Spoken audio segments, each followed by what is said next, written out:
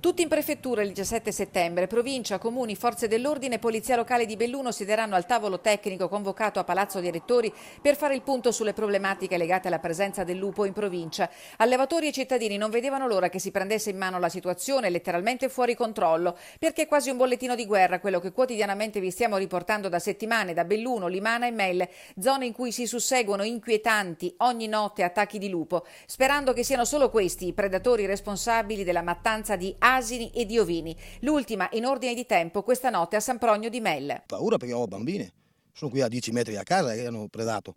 E allora non è una cosa molto bella questa.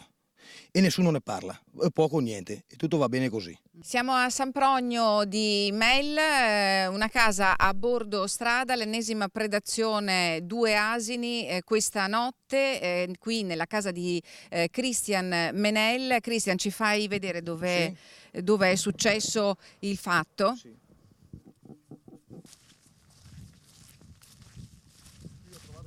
Qui ho trovato il primo sangue e poi questa mattina alle 5 li ho trovati lassù, tutti sbrandellati.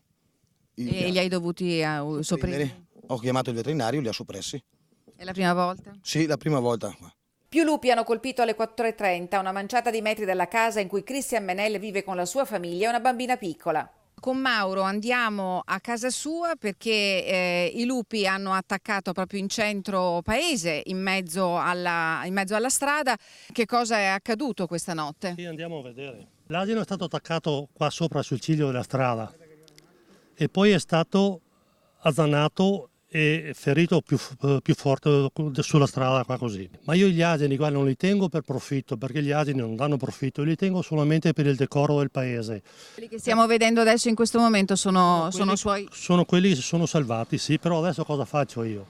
Li devo rinchiudere, cosa faccio? Non posso più lasciarli qua perché mangiano anche i lupi, me li mangeranno, quindi non so cosa fare adesso. Non posso sostenere questi costi per tenere fuori i lupi che non servono a niente, i lupi, perché i lupi non servono a niente. Mauro, questa situazione come la possiamo definire?